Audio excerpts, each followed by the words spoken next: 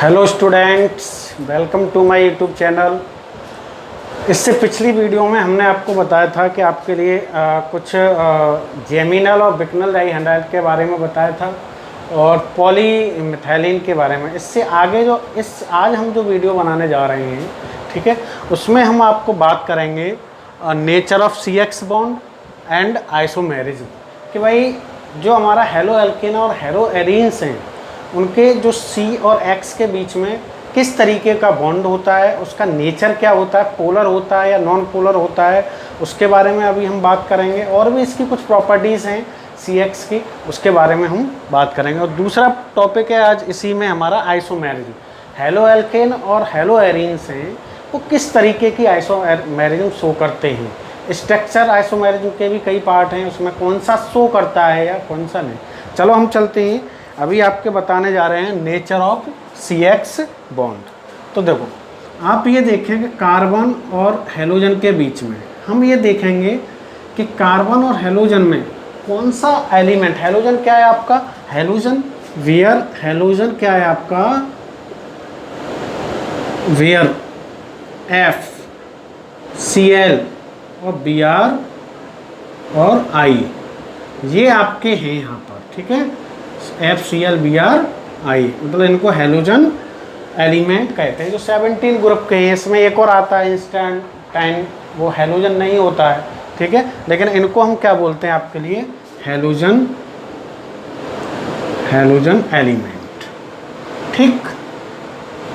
तो हमें ये देखना है कि कार्बन और हेलोजन, ये आपको पता है कि इनमें अगर इलेक्ट्रोनेगेटिविटी का लार्जर डिफरेंस होता है, ठीक है, तो इलेक्ट्रोनेगेटिविटी के कारण इसमें क्या होगा, कार्बन ये कोवेलेंट बॉन्ड है, ठीक है, कार्बन के इलेक्ट्रॉन ये हाई इलेक्ट्रोनेगेटिव है, जिसके कारण ये अपनी तरफ इसको क्या करेगा, एक तरीके से अट्रैक्ट करेगा।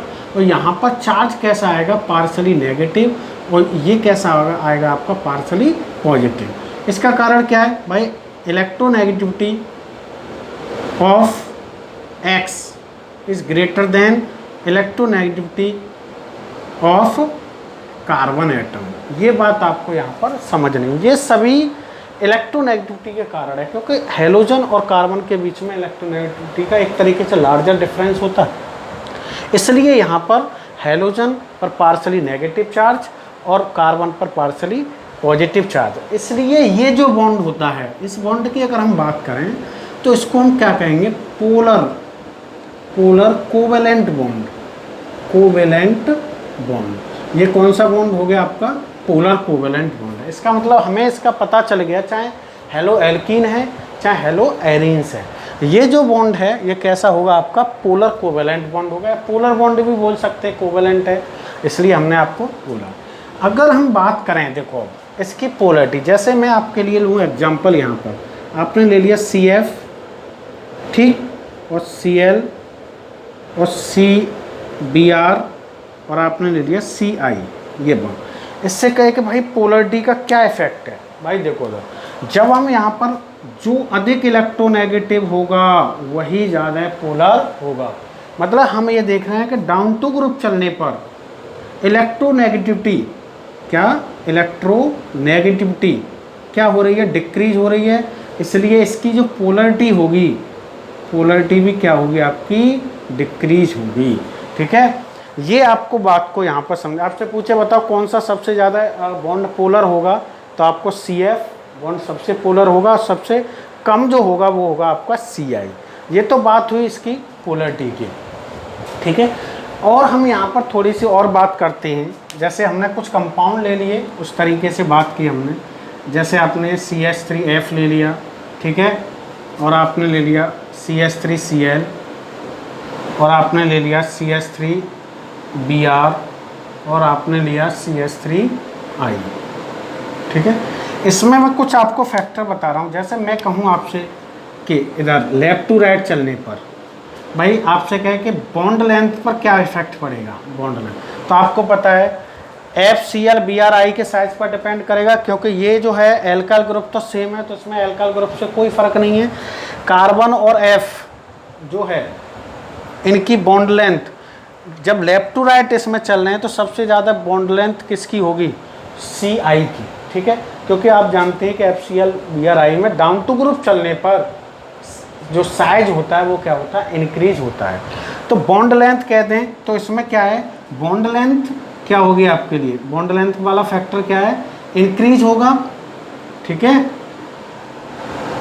आपको ये बात समझ में आ जाए, क्योंकि साइज, हेलोजन का साइज क्या होता है आपका, इंक्रीज हो रहा है। ठीक है, यहीं अगर हम बात करें बॉन्ड एंथैल्पी, क्या एंथैल्पी कह लें या बॉन्ड डिसोसिएशन एनर्जी भी कह सकते हैं इसको, बॉन्ड एंथैल्पी और बॉन्ड डिसोसिएशन एंथैल्पी। ठीक है, तो इसमें हम देखेंगे कि बॉन्ड डिसोसिएशन पहले होती क्या है, ये नॉर्मली बात है कि बॉन्ड को डिसोसिएट मतलब बॉन्ड को ब्रेक करने के लिए जितनी एनर्जी की रिक्वायरमेंट होती है आपके, तो वो क्या है आपके, बॉन्ड डिसोसिएशन एंथैल्पी है। ठीक है, तो एक कॉमन है बॉन्ड डिसोसिएशन एंथैल्पी या बॉन्ड डिसोसिएशन एंथैल्पी जो आपके लिए है, या बॉन्ड एंथैल्पी कहें हम। ठीक है, वो आपके क्या है कि साइज पर डिपेंड करते हैं, जितना साइज स्मॉलर होगा उतने ही उसको ब्रेक करने के लिए हम एनर्जी अधिक देंगे। सपोज करो ये मेरे पास मार्कर है, ये इसका साइज इससे बड़ा है, मान लो ये ले लिया मैंने, इसका कैप है, और ये मान लो इसको ब्रेक आप आसानी से कर सकते हो, पकड़ में आ रहा है कोई देख, मैं कहूँ आपसे इसको ब्रेक करने में आपको ज़्यादा एनर्जी की आवश्यकता पड़ेगी, ब्रेक नहीं होगा, इसका मतलब क्या है, इसका साइज स्मॉलर है। तो हमें पता है कि लेफ्ट टू राइट चलने पर इसमें बॉन्ड लेंथ इंक्रीज होती है, इसका मतलब है बॉन्ड एंथैल्पी या बॉन्ड डिसोसिएशन एंथैल्पी क्या होगी, इसमें डिक्रीज होगी। तो बॉन्ड डिसोसिएशन एंथैल्पी क्या होगी आपके लिए, डिसोसिएशन एंथैल्पी क्या होगी, डिक्रीज। ठीक है, रीजन आपके लिए पता ही है क्योंकि बॉन्ड लेंथ इंक्रीज हो रही है। ठीक है, ये बात यहाँ पर आपके लिए फैक्टर आपको ध्यान में रखनी है। एक मैंने क्या बताया आपके लिए, एक तो पोलरिटी के बारे में बताया कि इलेक्ट्रोनेगेटिविटी जितनी अधिक होगी उतना ही जो भी मॉलिक्यूल होगा वो क्या होगा आपका, पोलर होगा। तो डाउन टू ग्रुप चलने पर मैं अगर इस फैक्टर में बात करूं तो इलेक्ट्रोनेगेटिविटी डिक्रीज होगी, पोलरिटी क्या होगी, पोलरिटी भी डिक्रीज होगी। ठीक है, पहले फिर दूसरा मैंने पॉइंट लिया कि भाई बॉन्ड लेंथ के बारे में बात करूं तो मैंने कुछ कंपाउंड इसके एल्किल हैलाइड ले लिए।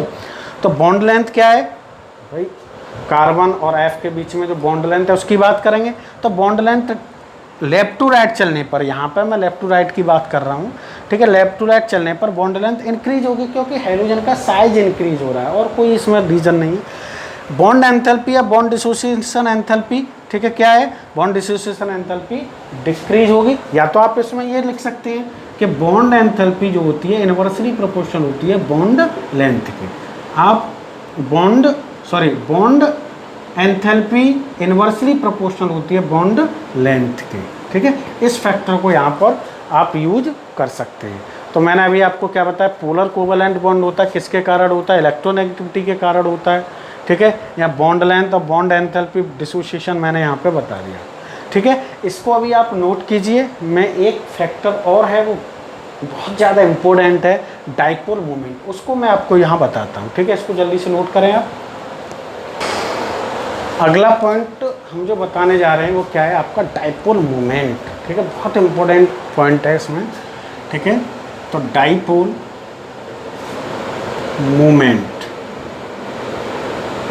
ठीक है, पहले तो इसकी डाइपोल मोमेंट क्या होता है, म्यू से रिप्रेजेंट करते हैं Q इंटू डी। पहले डाइपोल मोमेंट को आप समझ लें कि होता क्या है, फॉर्मूले से ही कुछ यहाँ पे समझेंगे। Q यहाँ पर क्या है कि एक चार्ज है, मैग्नीट्यूड चार्ज कहते हैं, डी क्या है, दो चार्जों के बीच के डिस्टेंस। ठीक है, ये अब यहाँ पर क्या है, जैसे हम CX बॉन्ड की बात कर रहे हैं, CX यहाँ पार्सली नेगेटिव चार्ज था, यहाँ पार्सली पॉजिटिव चार्ज।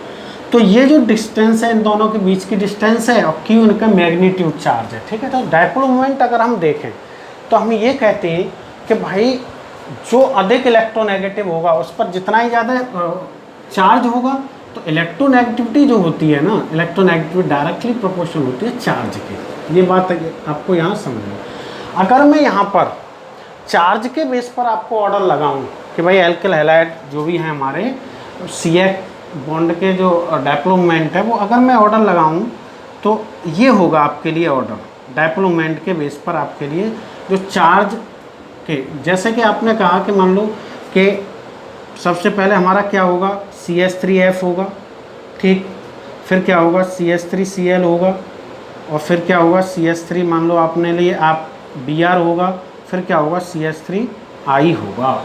ठीक है, आपने देखा कि मैंने कहा ना इलेक्ट्रोनेगेटिविटी जैसे जैसे बढ़ेगी चार्ज बढ़ेगा, चार्ज इस पर, तो डाउन टू ग्रुप चलने पर अगर मैं कहूँ यहाँ पर कि डाउन टू ग्रुप चलने पर जो चार्ज होगा, ठीक है, चार्ज क्या होगा आपका डिक्रीज होगा। इसका मतलब क्या हुआ, ठीक है, इसका मतलब है कि इलेक्ट्रोनेगेटिविटी डिक्रीज हो रही है, इलेक्ट्रोनेगेटिविटी भी क्या हो रही है, डिक्रीज हो रही है। ठीक है, और एक और बात, जो आपके लिए डायपोल मोमेंट होता है वो चार्ज के क्या होता है, चार्ज के डायरेक्टली प्रोपोर्शनल होता है। चार्ज जैसे जैसे बढ़ेगा डायपोल मोमेंट भी बढ़ेगा। तो मैं कहूँ अगर एक थ्योरेटिकल बात बता रहा हूँ कि डाउन टू ग्रुप चलने पर इसमें म्यू जो है डायपोल मोमेंट जो है वो भी क्या होगा आपका, क्या होना चाहिए, डिक्रीज होना चाहिए, बिल्कुल डिक्रीज होना चाहिए। ठीक है, क्योंकि इलेक्ट्रोनेगेटिविटी बढ़ेगी, चार्ज बढ़ेगा, चार्ज बढ़ेगा तो इसका मतलब है डाउन टू ग्रुप चलने पर चार्ज डिक्रीज हो रहा है तो डायपोल मोमेंट भी क्या होगा, डिक्रीज होगा। तो इसका ऑर्डर क्या होना चाहिए, बिल्कुल है ऑर्डर ये होना चाहिए कि CH3F का डायपोल मोमेंट अधिक होना चाहिए, फिर CH3Cl का होना चाहिए, फिर CH3Br का होना चाहिए, फिर CH3I का होना चाहिए। ऑर्डर ये होना चाहिए। ठीक है, जो आपके लिए जैसा हम थ्योरेटिकल बता रहे हैं। ठीक है, जैसे आपको कॉन्सेप्ट हमने समझा, लेकिन इसका जो ऑर्डर है ये सही नहीं है। ठीक, इसमें भी कुछ ऐसे एक्सेप्शनल हैं। ठीक है, तो वो ऑर्डर क्या है कि यहाँ पर जो ऑर्डर है वो ये है कि CH3Cl का डायपोल मोमेंट जो है वो CH3F से क्या है आपके लिए अधिक होता है। तो एक्चुअल जो ऑर्डर है इसमें एक्सेप्शनल है, एक्सपेरिमेंटल चीज़ है ये, एक्सपेरिमेंटल ऑर्डर क्या है, CH3F का, CH3Cl का सॉरी अधिक है, फिर उसके बाद किसका है, CH3F का है, फिर कोई दिक्कत नहीं है, आगे यहाँ पर वही है CH3Br और आपके लिए सबसे कम किसका है, CH3I का। ऑर्डर ये है। अब इसका जो सही ऑर्डर है आपके लिए ये है। ठीक है, ये बिल्कुल आपका सही ऑर्डर है, पर इसका रीज़न समझो। इसका रीज़न किसी भी बुक में ऐसे नहीं दिया है। ठीक है, लेकिन थोड़ा सा हम ये समझेंगे कि इसका रीज़न क्या है कि यहाँ से जब देखते हैं, आप देखते हो कि C और F और C और Cl, F का साइज इतना स्मॉलेस्ट होता है, ठीक है, कंपैरिजन टू Cl, मतलब कार्बन और Cl के बीच में बॉन्ड लेंथ में इसकी जो बॉन्ड लेंथ होती है बहुत ही एक तरीके से कम होती है। ठीक है, तो यहाँ पर क्या होता है कि यहाँ पर डोमिनेट करता है दो चीज़ें। जैसे मैंने कहा डायपोल मोमेंट किस बात पर डिपेंड करता है, एक तो मैग्नीट्यूड ऑफ चार्ज और डिस्टेंस। तो इन दोनों के केस में जब आता है कि किसका डायपोल मोमेंट अधिक है तो हम बोलते हैं CH3Cl का। तो यहाँ पर डोमिनेट करता है क्या, डोमिनेट करता है इसकी बॉन्ड लेंथ। ठीक है, उसके आगे यहाँ पर चार्ज ही डोमिनेट करता है। मैं ज़्यादा कुछ इसमें बारे में बोलना नहीं चाह रहा। ठीक है, यहाँ पर आपके लिए ये समझना है कि ये ऑर्डर है। आपसे पूछे भाई इसका CH3Cl और CH3F में डायपोल मोमेंट CH3Cl का अधिक होता है, क्यों होता है? बस सिंपल सी बात है कि आपका ये बोलना है कि CF बॉन्ड में बॉन्ड लेंथ उसकी बहुत ही स्मॉलेस्ट होती है, तो वहाँ पर चार्ज डोमिनेट ना करके बॉन्ड लेंथ डोमिनेट होता है। ठीक है, इसलिए इसकी CH3Cl की जो बॉन्ड लेंथ होती है, ठीक है, C और Cl के बीच में बॉन्ड लेंथ है वो C और F के कंपैरिजन में अधिक होती है। तो यहाँ पर हम कहें कि भाई दोनों के बीच में चार्ज को डोमिनेट ना करके किसको डोमिनेट करते हैं, ये आपके लिए बॉन्ड लेंथ, किसको, बॉन्ड लेंथ या डिस्टेंस कह सकते हैं, डिस्टेंस ही बोल दो तो ज़्यादा सही रहेगा। डिस्टेंस को डोमिनेट करते हैं किसके, चार्ज में। लेकिन आगे जब चलते हैं हम तो यहाँ पर चार्ज डोमिनेट होता है, डिस्टेंस नहीं। ठीक है, तो ये आपको फैक्टर ध्यान में रखना है जो कि बहुत इम्पोर्टेंट है और क्वेश्चन इससे हर बार पूछा जाता है। ये प्रैक्टिकली देखा गया। हम थ्योरी कोई एक अलग बात होती है, जब हम किसी चीज़ को प्रैक्टिकली करते हैं ना तो उसका रिजल्ट कुछ अलग आता है। ये प्रैक्टिकली है और एक्सेप्शनल है। ठीक है, इस बात को आपको यहाँ पर समझना है। ठीक है, तो मैंने इसमें आपको CX बॉन्ड में इतना ही बताऊँगा। ठीक, क्या मैंने पहले बताया कि पोलर कोवेलेंट बॉन्ड होता है, उसके पोलरिटी किस पर डिपेंड करती है, इलेक्ट्रोनेगेटिविटी पर डिपेंड करती है। डाउन टू ग्रुप चलने पर इलेक्ट्रोनेगेटिविटी डिक्रीज है, पोलरिटी भी डिक्रीज होगी। ठीक है, बॉन्ड लेंथ बताया मैंने। Bond length down to group left to right चलने पर बॉन्ड लेंथ क्या थी आपकी, इंक्रीज हो रही थी। बॉन्ड डिसोसिएशन एंथैल्पी डिक्रीज हो रही थी। सबसे बढ़िया जो पॉइंट है वो है आपका डाइपोल मोमेंट, इसको आपको ध्यान में रखना है, ठीक है। और आपके लिए नेचर ऑफ बॉन्ड में इतना ही आपके लिए है काफ़ी। और बॉन्ड एंगल की बात करें, देखो बॉन्ड एंगल क्या है, इनकी सभी की अगर हम देखें स्ट्रक्चर सभी टेट्राहेड्रल होती है, ठीक है। सभी की आप टेट्राहेड्रल किस तरीके से, चलो मैं यहाँ थोड़ा सा बता रहा हूँ आपके लिए। जैसे मैंने कहा कि भाई CH3F की स्ट्रक्चर बनाने, CH3Cl की बनानी है सपोज करो आप, तो टेट्राहेड्रल स्ट्रक्चर कुछ इस तरीके से बनती है, ठीक। ये टेट्राहेड्रल है, तो इनके बीच में जो बॉन्ड एंगल होता है लगभग 109 डिग्री का होता है, ठीक है। तो सभी में बॉन्ड एंगल का कोई इतना फैक्टर नहीं है। मेन आपके लिए कौन सा है, आपके लिए डाइपोल मोमेंट है, वो मैंने यहाँ पर समझा दिया आपके लिए, कोई दिक्कत नहीं होनी चाहिए, ठीक है। इसको आप जल्दी से नोट करें। मैं इसके बाद आपके लिए बताऊँगा कि आइसोमेरिज्म क्या है, ठीक है, नोट करें इसे। अब आगे देखो क्या बताने जा रहे थे हम, आइसोमेरिज्म, ठीक है। तो देखो हेलो एल्केन और हेलो एरीन दो हैं। हेलो एल्केन जो शो करते हैं वो चेन आइसोमेरिज्म और पोजीशन आइसोमेरिज्म शो करते हैं, ठीक। लेकिन जो आपके लिए हेलो एरीन्स है वो केवल पोजीशन आइसोमेरिज्म शो करता है, ठीक है। चलो देखते हैं। पहले तो आइसोमेरिज्म आप जानते हैं, मॉलिक्यूलर फॉर्मूला सेम होना चाहिए, स्ट्रक्चर डिफरेंट होना चाहिए। तो सबसे पहले हम बात करेंगे कि हेलो एल्केन के बारे में, एल्केन्स। तो मैंने बताया हेलो एल्केन्स कौन कौन सी शो करते हैं। पहले चेन आइसोमर के बारे में बात करें हम, आइसोमेरिज्म बोल सकते हैं, ठीक है। तो चेन आइसोमेरिज्म, ठीक है। चेन आइसोमेरिज्म क्या होता है कि मॉलिक्यूलर फॉर्मूला सेम होना चाहिए, डिफरेंट स्ट्रक्चर होना चाहिए, ये सही है, लेकिन उसके चेन में, कार्बन चेन में डिफरेंट होना चाहिए, ठीक है। उसको बोलते हैं क्या, चेन आइसोमेरिज्म। मतलब कोई भी अगर ग्रुप लगा है मान लो, उस पर कोई भी चेंजेस नहीं होना चाहिए। मैं आपसे कहूँ कि भाई CH3Cl है, क्या ये आइसोमर शो करेगा, बिल्कुल नहीं करेगा।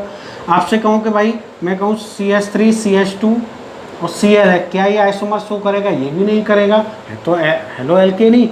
लेकिन अगर हम कहें CH3 और CH2 और CH2Cl, क्या ये चेन आइसोमेरिज्म शो करेगा, ठीक है, ये भी नहीं करेगा। आप कहीं भी ग्रुप को हटा लो, कोई फ़र्क नहीं पड़ेगा, नाम एक ही रहेगा, ठीक है। जैसे ही हम बात करते हैं, सपोज करो आपके लिए ये है CH3 CH2 और CH2 और आपके लिए CH2 और Cl, ठीक है। ये है, ये आपके लिए मॉलिक्यूलर फार्मूला बना सकते हैं, मॉलिक्यूलर फार्मूला, ठीक है। देखो C4 5 कितना हुआ, 5 और 9, C4 9 H9Cl, ये मॉलिक्यूलर फार्मूला हो गया।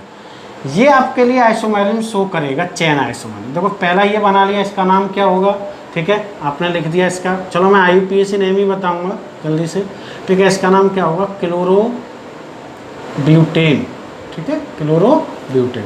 एक मान लो हमने क्या किया, चेन में चेंज कर रहे हैं, हमने 3 कार्बन ले लिया इस तरीके से, और एक लगा लिया मैंने यहाँ पर CH3, ठीक है, CH3 एक H और ये। मॉलिक्यूलर फार्मूला सेम होना चाहिए, काउंट कर सकते हैं 4 कार्बन है, और हाइड्रोजन देख सकते हैं 3 3 6 7 8 9 और Cl, ठीक है। लेकिन इसका IUPAC नेम, ठीक है, अलग होगा। कैसे, 1 और 2 और 3, तो क्या होगा इसका IUPAC नेम, आप चेक कर सकते हैं। 1 क्लोरो,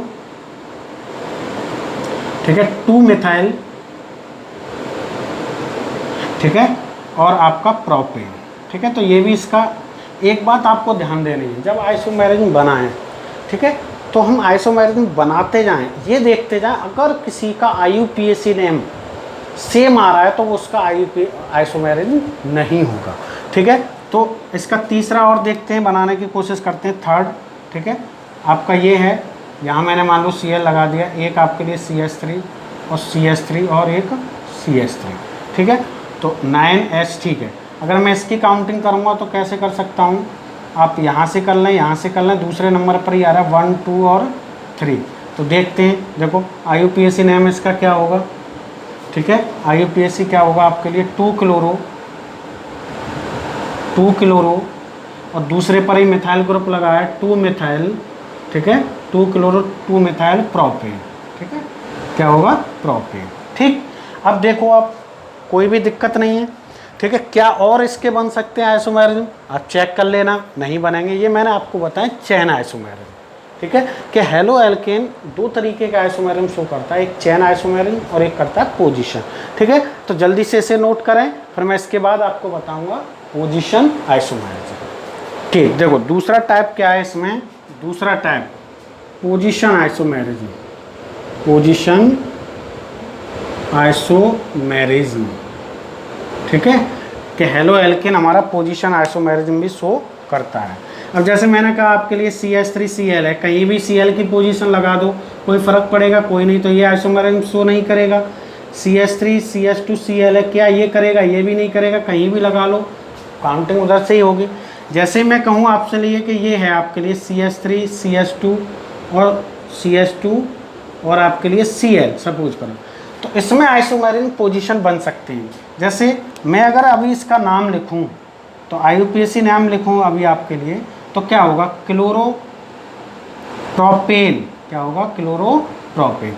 मैंने कहा भाई इसका मॉलिक्यूलर फार्मूला बना लो आप, कोई दिक्कत नहीं। देखो C3 और कितना H7Cl 325Cl, ये मॉलिक्यूलर। इसका फर्स्ट आइसोमेरिज्म ये हो गया। सेकंड पोजीशन आइसोमेरिज्म क्या होगा, मान लो मैंने कार्बन चेन ले ली, यहाँ पर Cl को लगा दिया, ठीक है, इसको बैलेंस कर दिया कार्बन, तो इसका IUPAC नेम क्या होगा, IUPAC नेम क्या होगा, 2 क्लोरो और क्या होगा आपके लिए 2 क्लोरो प्रोपेन, क्या होगा, प्रोपेन, ठीक है। तो ऐसे ही हम और भी आपके लिए आइसोमेरिज्म बता सकते हैं। ये तो हो गया आपके लिए, ठीक है, और भी ले सकते हैं बहुत सारे आपके, पर ये ध्यान रखना हेलो एल्केन हमारे दो तरीके के आइसोमेरिज्म शो करते हैं। चेन आइसोमेरिज्म, जो चेन में पोजीशन आइसोमेरिज्म मतलब है कि जो हेलोजन ग्रुप है उसकी पोजीशन को चेंज करना है, ना कि हमें आपके लिए चेन की कोई भी पोजीशन चेंज करनी है। जैसे मैंने एग्जांपल एक दे दिया, कोई ये काफ़ी नहीं। अब अगर हम बात करें कि मैंने कहा कि हेलो एरिन्स, किसकी बात कर रहे हैं, हेलो एरिन्स, ठीक है, ये हमारे केवल ओनली शो करती है कौन सी आइसोमेरिज्म आपके लिए, पोजीशन, कौन सा, पोजीशन आइसोमेरिज्म शो करती है, ठीक है, पोजीशन आइसोमेरिज्म, ठीक है, जिसमें हमें जो भी हमारा ग्रुप होगा, यहाँ पर हेलो एरिन्स की बात कर रहे हैं तो हेलोजन ग्रुप होगा, ठीक है। जैसे मैंने कहा आपके लिए कि ये ले लिया हमने, एक Cl मैंने यहाँ लगा दी, एक Cl यहाँ लगा दिया, ठीक है, कोई बात नहीं। तो इसका अगर मैं मॉलिक्यूलर फार्मूला बनाऊँ तो मॉलिक्यूलर फार्मूला क्या होगा, ठीक है, C6H4, ठीक है, और Cl2, ये इसका मॉलिक्यूलर फार्मूला। तो एक स्ट्रक्चर मैंने इसकी बना ली है, तो इसका नाम क्या हो जाएगा, देखो ऑर्थो पर हम ये बोल सकते हैं ऑर्थो, ठीक है, डाई क्लोरो बेंजीन, एक तो नाम इसका ये हो जाएगा, ठीक है। या हम ये बोल सकते हैं इसका नाम 1,2 डाई क्लोरो बेंजीन, ये भी इसका नाम हो जाएगा, ठीक है। एक ये, अब मैंने क्या कहा भाई, Cl की पोजीशन चेंज कर दूं, मैं यहाँ पे लगा दूं, ठीक है, तो इसका नाम क्या हो जाएगा, एक तो ऑर्थो, ये पोजीशन कौन सी होती है आपकी, मेटा डाई क्लोरो बेंजीन, ठीक है। या हम ये कह सकते हैं 1,3 डाई क्लोरो बेंजीन, ठीक है, बेंजीन, ठीक है। एक पोजीशन और ले सकते हैं हम, मैं यहाँ बताने जा रहा हूँ आपके लिए कि जैसे आपने ले लिया एक Cl यहाँ ले लिया, एक ले लिया इस पोजीशन को हम क्या बोलते हैं, पैरा, तो इसका नाम पैरा डाई क्लोरो बेंजीन हो जाएगा, ठीक है। या हम ये बोल सकते हैं 1,4 डाई क्लोरो बेंजीन, ठीक है। तो ये हमने आपको बता दिया कि मान लो मॉलिक्यूलर फार्मूला हमारे पास है कि हेलो एरिन्स जो होते हैं वो केवल हमारे लिए पोजीशन आइसोमेरिज्म शो करते हैं, जैसे कि आपको ये दिखाई दे रहा है, ठीक है। तो ये बात आपको यहाँ पर समझनी है, ठीक है, कि हमने नेचर के बारे में यहाँ बता दिया आपको, और आइसोमेरिज्म किस तरीके के करते हैं डिपेंड, तो वो बात हमने आपको बता दिया कि हेलो एल्केन केवल चेन आइसोमेरिज्म और पोजीशन शो करते हैं, और लेकिन हेलो एरिन्स जो हैं केवल पोजीशन आइसोमेरिज्म शो करते हैं, ठीक है। तो इसको आप नोट कर सकते हैं जल्दी से, ठीक है। तो अब मैं आपके लिए इस वीडियो में इतना ही बताऊंगा। नेक्स्ट जो वीडियो आएगी आपके लिए बहुत ज़्यादा इम्पोर्टेंट है, ठीक है, बहुत ज़्यादा इम्पोर्टेंट, जो कि मैं बताने जाऊंगा आपके लिए प्रिपरेशन ऑफ एल्किल हैलाइड, ठीक है। उसके कई तरीके हैं आपके लिए प्रिपरेशन के, तो उसमें हम अलग अलग तरीके में अलग अलग बताएंगे। यहाँ तक है अच्छे तरीके से आपको एक्सप्लेन किया जाएगा, ठीक है। तो आज के लिए इतना ही काफ़ी है इस वीडियो में, ठीक है। इसके लिए आपके लिए थोड़ा सा मेहनत की ज़रूरत है, ठीक है। आगे जब भी आपके लिए मान लो आता है, मैं प्रिपरेशन पढ़ाऊँगा, उसमें बहुत सारी रिएक्शन आएंगी, कुछ नेम रिएक्शन होगी, ठीक है। उनके लिए मैं बार बार यही बोलता हूँ कि आप अलग से एक कॉपी बनाइए, उसमें जितनी भी नेम रिएक्शन होगी, जितनी भी इम्पोर्टेंट रिएक्शन हम बताएंगे आपके लिए, वो सभी आपके लिए बहुत ज़्यादा इम्पोर्टेंट है। बार बार लिख के आप उसको याद करें, ठीक है। तो आज के लिए इतना ही काफ़ी है आपके लिए, ठीक है। Thank you so much.